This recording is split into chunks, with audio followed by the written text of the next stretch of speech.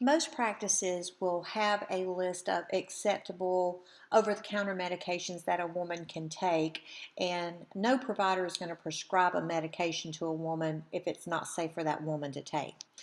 Now, with that being said, you got to remember that first trimester is the kind of dangerous time, I guess, that you can say for fetus because of the embryologic period of development. Up until about 8 weeks, anything we put into our body has the potential of affecting embryologic development and then fetal development.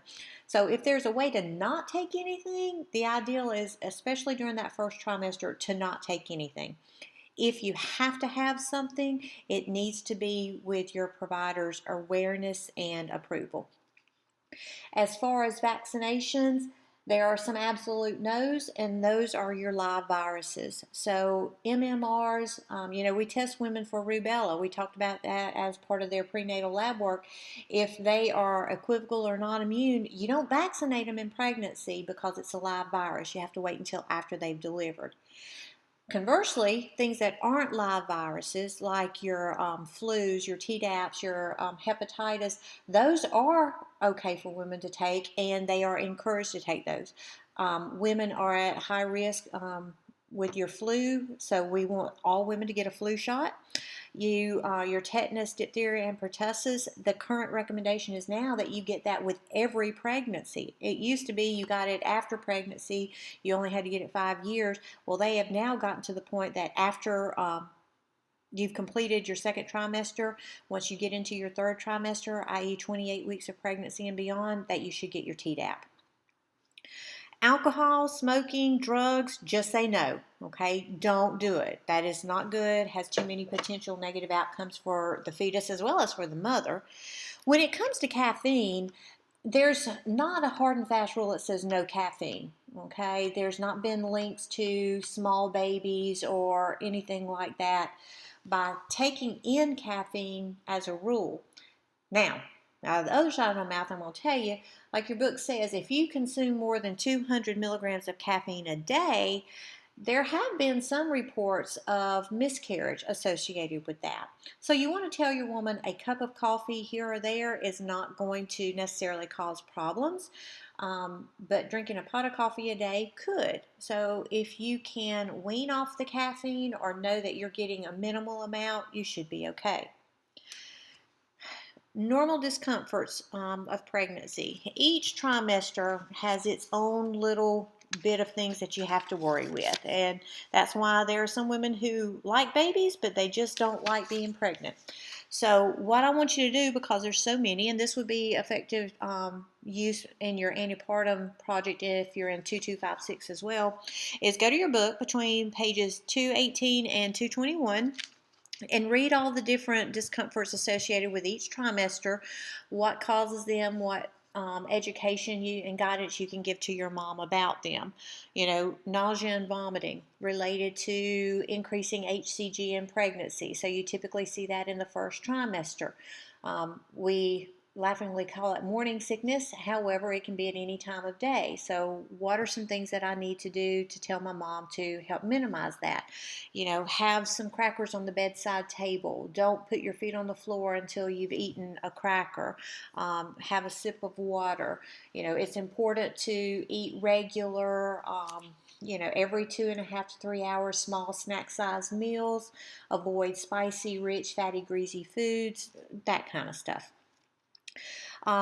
Recognizing the potential complications in pregnancy. Say if you're active and all of a sudden you become tachycardic, you start sweating heavier than normal, you begin having cramps or contractions with activity, if you have fluid running down your legs, if you start running fever, if you start bleeding, anything that is out of the ordinary, the norm, you need to report to your care provider right away.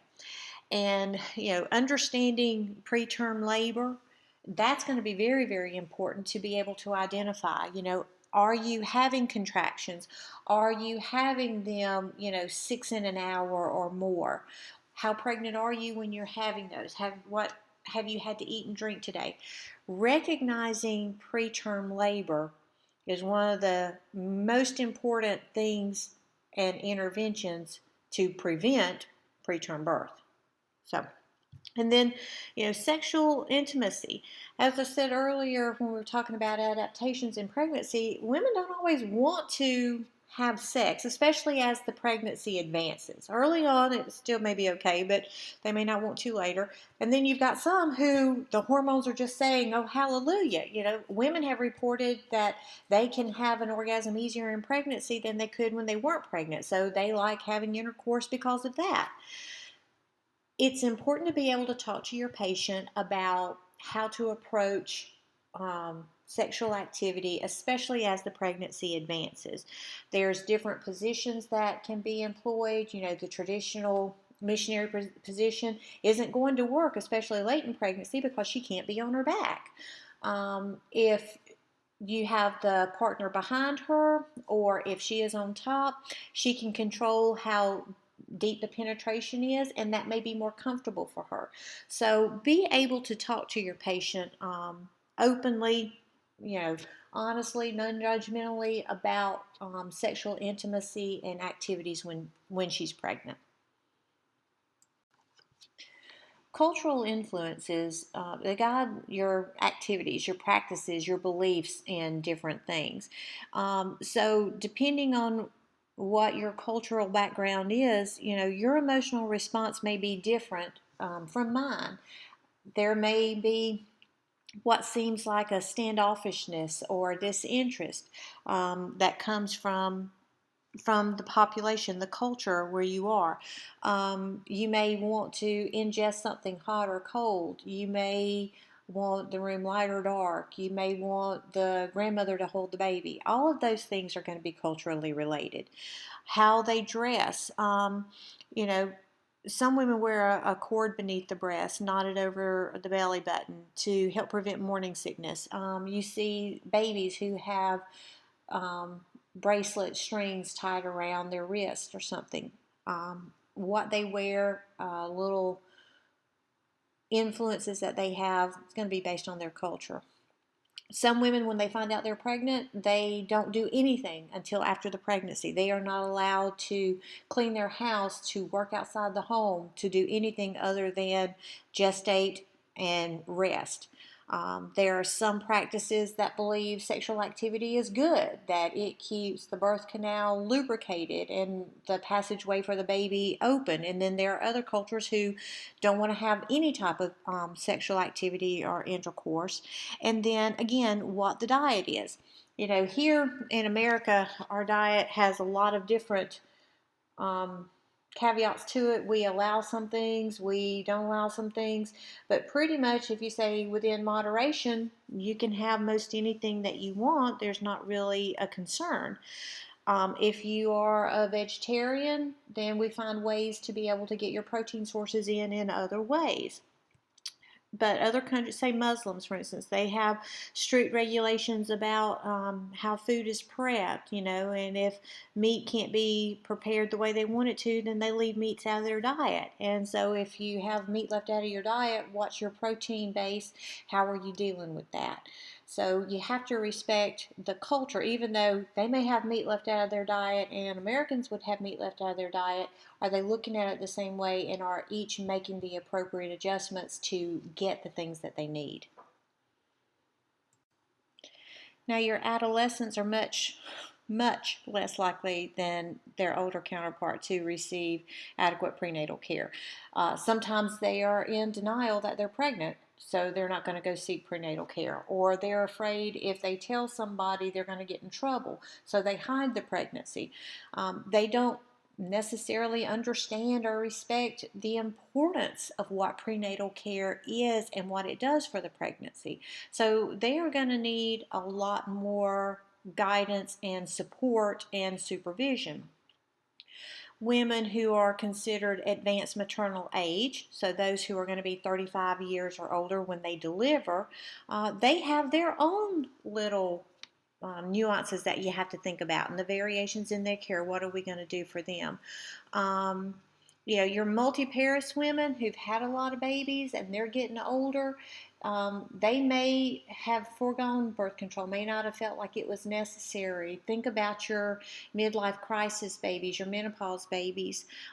They're going to have a different outlook on the pregnancy, and they're going to need different support than someone who was intentionally trying to get pregnant in their 20s. You can have the advanced maternal age woman who put off being pregnant until she graduated and established herself in a career field somewhere. And then if she's waiting, we said that advanced age has a direct influence on the possibility of infertility, so she may have to use assisted reproductive techniques in order to get pregnant. A multifetal pregnancy is any pregnancy that has more than one fetus in it at a time. So twins, triplets, quads, quints, that kind of thing.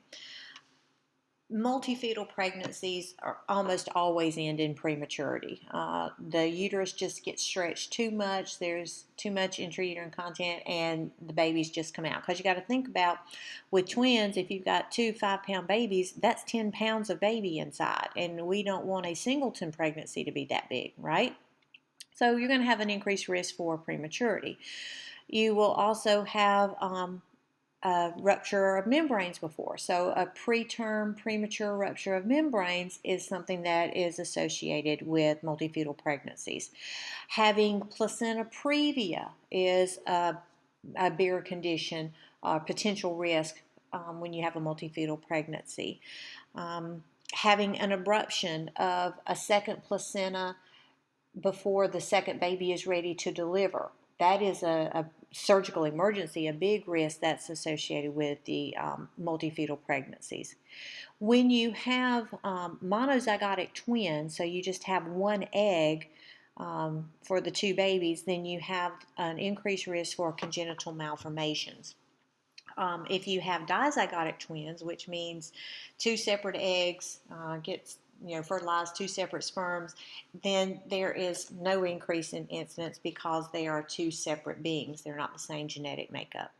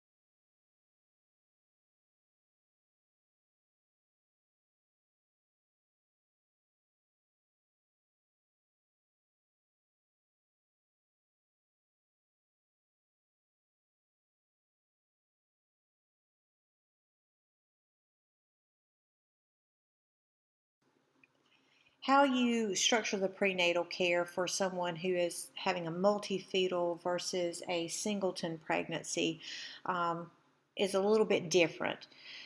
They are going to be seen more frequently in the office.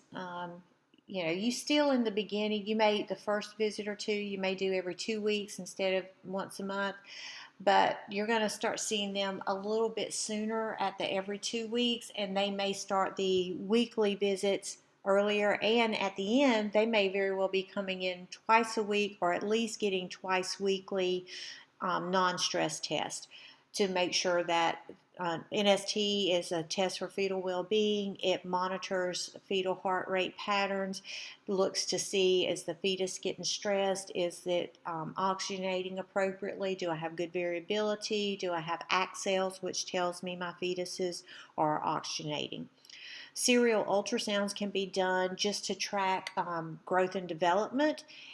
You want to make sure that both babies are growing at the same rate. You don't want to have any of the concerns like a twin um, transfusion kind of thing where one baby is getting everything and the other baby is getting nothing. So that would be very, very bad. The uterine distension that a woman with a multifetal pregnancy encounters can cause some pretty major back and leg problems. Varicosities are a big thing, and they can be in the legs, but they can also be in the perineum.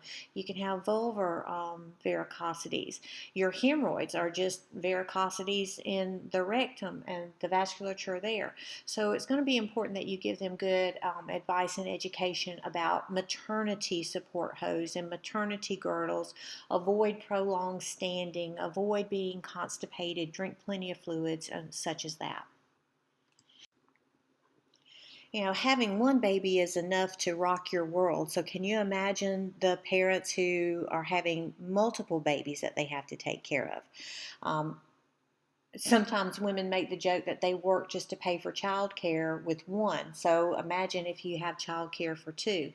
Finances can be very strained with multifetal pregnancies, especially if you weren't anticipating it. Having the space, what was going to be a singleton nursery, now I have to have, two babies housed inside. I have to have two cribs. I have to have two car seats. I have to, have two sets of diapers, all of this kind of stuff. And it's a higher workload. Women who want to breastfeed, they're afraid they're not going to be able to breastfeed two babies. Taking care of one, just as soon as you get one down, you're getting the other one up, and it's a never-ending cycle, it may seem. So there can be a lot of challenges on the stress and the emotional aspect and just being able to cope and get through with it. So they may have to do some lifestyle changes. There may be decisions made to not work but to stay home. You may have alternative caregiver arrangements. There are a lot of different options that you need to be able to give to the parent the information about that. And any national organizations that are out there that can provide support.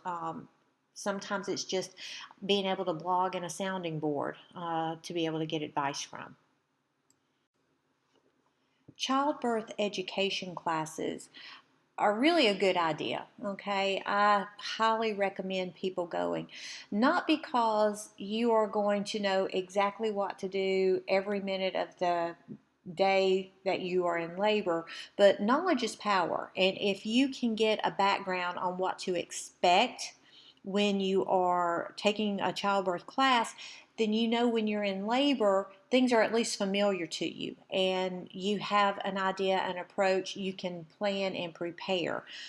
Now, just because you have a plan doesn't mean it's going to go that way, but at least it gives you somewhere to start. There are a lot of different strategies for childbirth education. I like in-class, teacher-led courses because you can demonstrate things, you can actually ask the teacher questions, but there are some places that do online classes for childbirth education. What to expect when you're expecting, that book, major book for women whenever they're especially first time pregnant. I read it when I was pregnant because it breaks it down into verbiage that people can understand. So some childbirth education is just simply by reading a book. The whole concept, a lot of times with prepared childbirth classes, is if you know what's coming, you're going to be able to handle it better. If you're in pain, pain freaks us out. We get anxious, we get scared, we tense up, we fight against it. And if we're tense and fighting and scared, we're not going to cope very well. I tell all of my women that pain is a four-letter word that shouldn't be looked at in pregnancy or in labor as a bad thing. If you have an earache and that pain, that's your body's way of saying there's something wrong. And so we are always associating pain with a bad thing. In labor, pain is your way of saying my body's doing something and I'm going to have a baby. When you break it down, the P for pain says the pain is purposeful. Okay, there's a reason that I'm having this pain. This pain is going to get my baby out. The A says this pain is anticipated. I know it's coming. I know it's going to be there. So how am I going to handle it? The I tells me that the pain is intermittent. You don't hurt from start to finish when you're in labor. If you did, nobody'd have any babies. That pain is intermittent. It is consistent with the timing of the contractions. So I get through one and I can take a break to prepare for the other. And then the N, that pain is necessary. If I don't have the pain, I don't have the baby. Okay? And it's like, well, why do we give epidurals then? Well, you still feel something. It's not pain to the same level, but you still know that that's a necessary component for being in labor. So when you can talk to women and identify pain from that perspective, a lot of times they're going to be more open to the coping strategies that you can give them. The effleurage, the patterned breathing through the contractions, the guided imagery. They may choose to use the analgesics over anesthetics, but if they want the epidural, then by all means, they are not a failure if they get an epidural. So you need to be able to talk about all of those things during the perinatal period.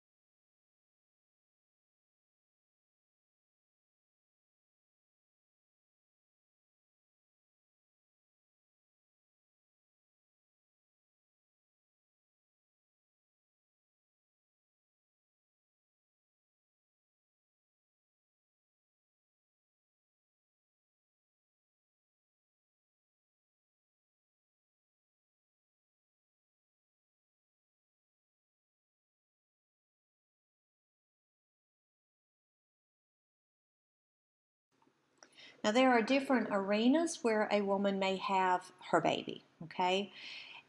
LDRPs, I don't see many of those in our general area.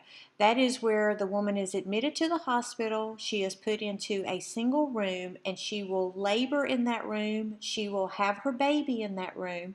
She will stay in that room during the 2 hour recovery period, stage 4, and then once she transitions into postpartum, she will still be in that room.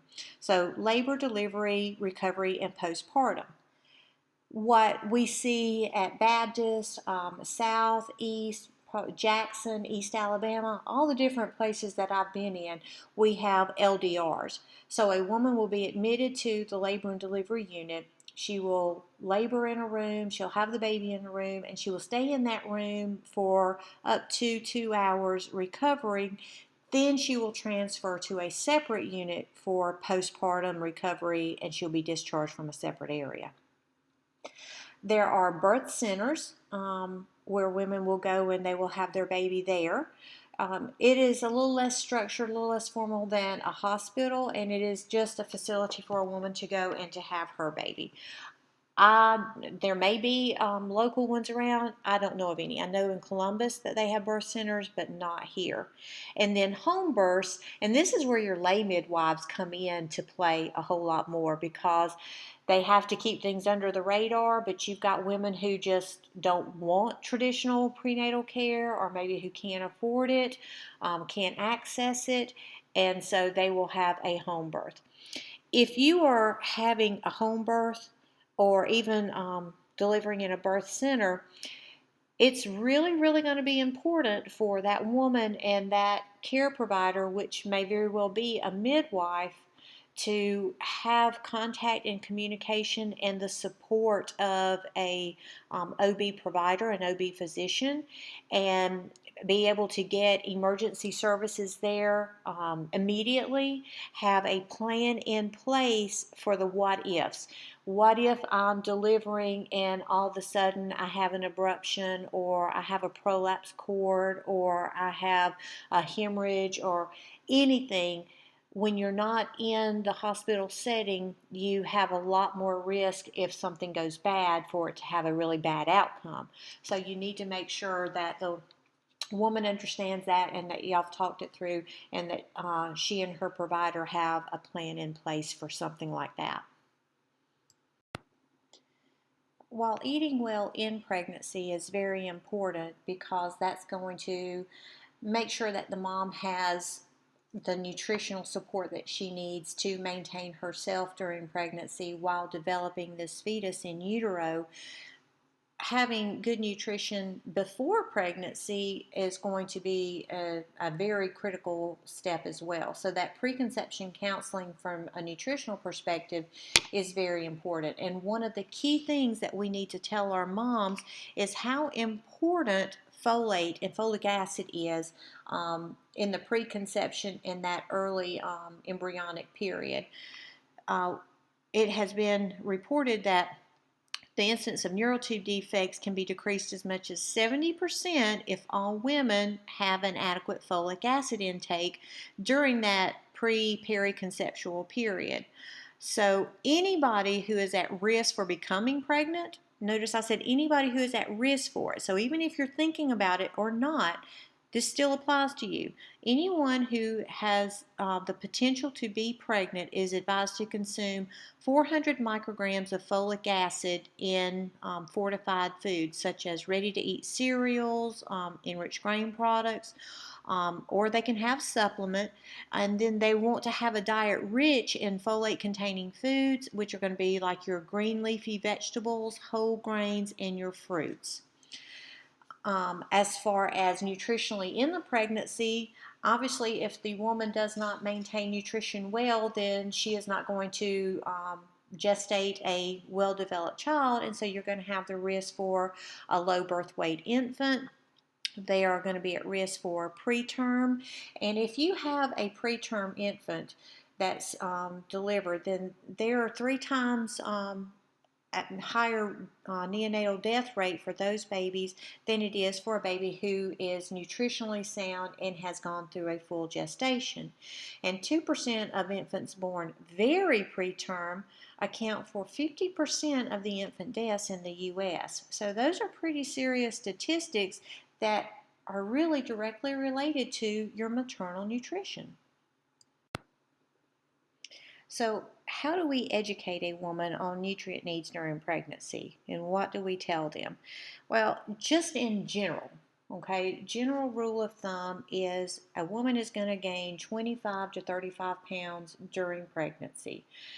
Depending on what her overall body size is to begin with, kind of guides where she's going to go. I'm 5'2".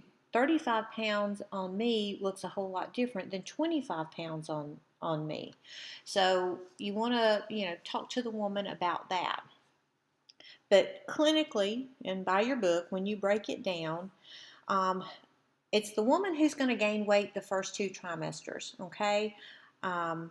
Because the baby is just developing, but you've got the placenta, you've got the increased fluids, you've got the things that are related to mom. She's laying down the fat of the land so that when it comes time to have the baby and breastfeed, she's got these extra stores to pull it from. In the last trimester is when the baby gains the weight. That's when the fetal development increases and you got the baby putting on a ½ pound to a pound every week. So to support that weight gain, what is the caloric intake and the increase that I need? Well, just a rough estimate is you can tell a woman if she takes in an extra 300 calories a day over and above what she would typically take in, that's going to be enough to sustain her and to sustain the pregnancy. To get it technical, 340 kilocalories the second trimester, and that increases 462 kilocalories in the third trimester.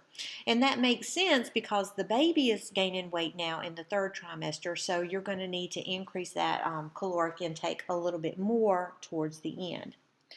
So how do I gain weight? What can you tell the woman? How can you calculate it to see if she's on target or not?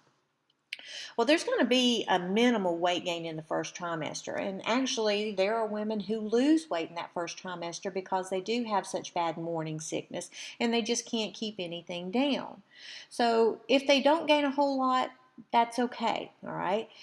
You're looking at anywhere from 1 to 2.5 kilograms total weight gain in the first trimester. Now, after that, they should gain about 0.4 kilograms a week, okay? So from weeks 14 until delivery, each week they're going to add on about 0.4 of a kilogram. If you are an obese person, you want to gain a little bit less than that, so 0.3. And if you're underweight, undernourished, then obviously we want you to gain a little bit more. So do you see how I say the general rule of 25 to 35 pounds total weight gain dependent on what you are going into the pregnancy? This reflected right here to say that, well, a standard, if everything's normal, 0.4 kilograms a week. If you're obese, 0.3. If you're underweight, 0.5. So if you know that and you see how much they should gain in the beginning, 1 to 2.5 kilograms, and then every week thereafter, 0.4 of a kilogram if everything's normal, you should, if I ask you a question about how much does a woman weigh or how much weight gain should she be expected to have, you ought to be able to calculate that out. Obviously, we are concerned about restricting weight gain because you may have those small for gestational age, low birth weight babies. Table 8.1 in your book breaks down the different nutrient needs during pregnancy from non-pregnant to lactation, and it gives you the sources for where you will find these different things, and it tells you why these things are important. So like protein, you should take 46 grams of protein in for non-pregnancy. But in your second and third trimester, it's going to be that plus 25 additional grams. Well, why do I need that? Because I'm synthesizing the products of conception, i.e., my baby, growth of maternal tissue, making milk production for breastfeeding. Okay, well, where is the best place to get my proteins? Meats, eggs, cheese, yogurt, dry beans and peas, nuts, grains, those kinds of things. When you're looking at water, well, 3 liters intake in pregnancy. 3.8 if I'm breastfeeding. Well, why? Well, if you're expanding volume, that's going to be very important. You want bowel elimination to be easier. We tell women increase your fresh fruits, vegetables, and your fluid intake to minimize constipation, minimize the development of hemorrhoids. So fluids are going to play a big, big part in it. For your vitamins and minerals, think about anemia in pregnancy. The non-pregnant woman should take in, 15 milligrams of iron a day, but when you're pregnant, that goes up to 30 because you've got your maternal hemoglobin formation that's being made, plus the fetal liver iron storage is being developed. So where am I going to get my iron? What's my best sources? Your red meats, liver, obviously liver, but I wouldn't feed liver to my dog. I don't like it. But you're going to get that. Your dried fruits like raisins, they're going to be a good source of that. Your green leafy vegetables are going to be a good source of that. So you'll want to know where you're going to be getting those specific minerals and electrolytes. The biggie here, and I keep talking about it, is the folate or the folic acid. What is important to know about that? Well, we talked about how preconception counseling, any woman who is at risk or the possibility of getting pregnant should be taking in 400 micrograms of folic acid every day, because think about, we talked about how women don't know they're pregnant right off the bat. So this is a preventative measure against neural tube defects, that 400 micrograms. However, recommendations say that when a woman is pregnant, that increases to 600 micrograms. Well, where do I get my folic acid? Green leafy vegetables, broccoli, asparagus, artichokes. You need to be able to talk to her about the best place to get the nutrients. So be sure that you read over both pages of that table. And that way, if you're presented with a teaching moment and someone says, what's the best foods for me, you can give them good guidance. If they have limited access to things, what are going to be the best food choices, the best bang for their buck?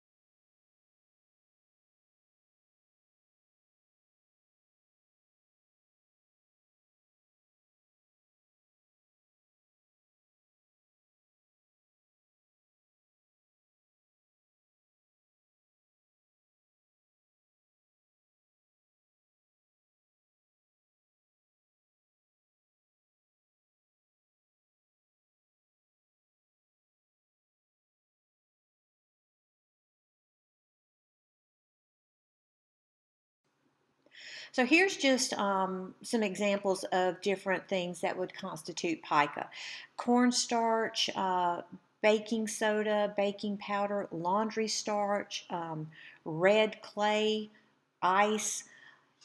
Any of these things, if you find out that your patient's taking them in, then there's something going on with them, with their nutrition system, their minerals, their needs for vitamins, whatever, that's going to take a little bit more digging into the history. You need to make sure that you put that in the report so that the provider sees that, so that the provider can counsel the woman on adequate nutritional intake.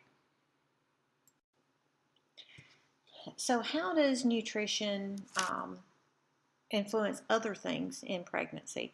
Well, one big process that we have to worry about is preeclampsia.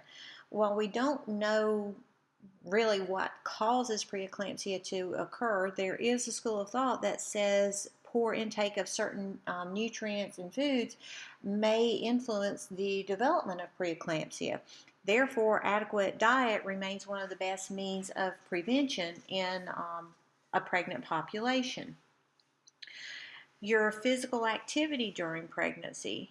Moderate exercise gives a lot of benefit, including, if you maintain muscle tone, then you're going to be more effective whenever you have to use those muscles.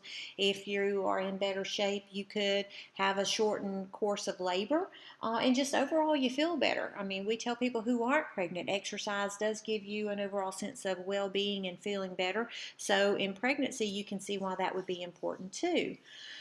But because you're pregnant, remember, fluid intake is one of those key things that we mentioned, with 3 liters a day. So you need to make sure that you're getting inadequate fluid before exercise, during, and after exercise, and that any calorie expenditure needs to be matched with your caloric intake, so that you are meeting the needs of the pregnancy, but you're also meeting needs of exercising when you're pregnant.